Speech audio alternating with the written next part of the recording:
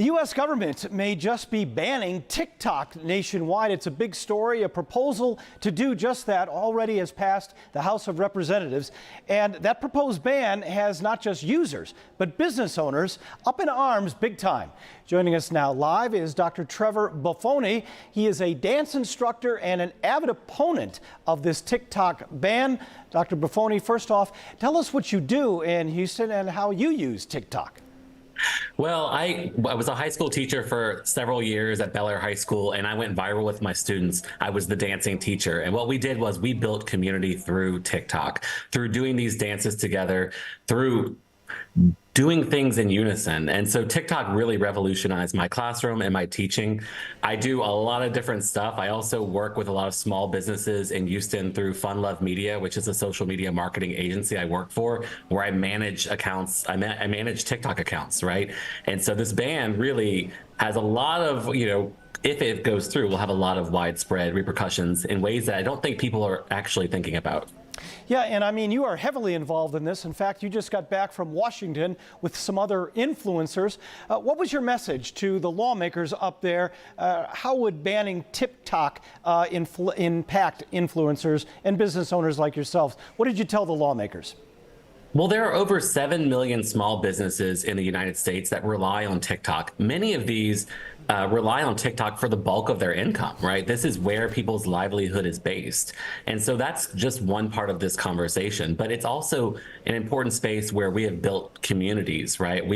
There's a cattle rancher in Central Texas who has used TikTok to literally raise funds and get resources for wildfires. There is someone who has used this, my cat is meowing, everyone, who has used this for to raise funds for open heart surgeries and those sorts of things. So this is a really important space to bring people together, also to talk about social justice issues as well. TikTok isn't just a place for silly dance challenges and funny content. There's actually really important education and world building happening here.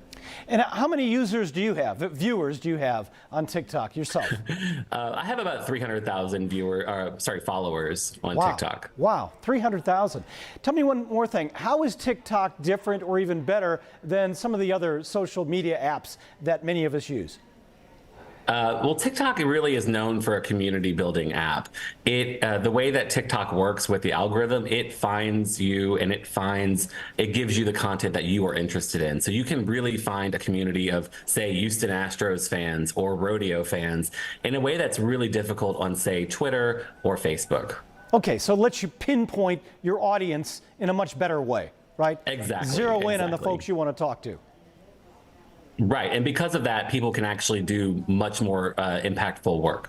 What would you say to all those people out there who are very concerned right now about national security? I mean, after all, TikTok is owned by a Chinese-based company. What would you say about that?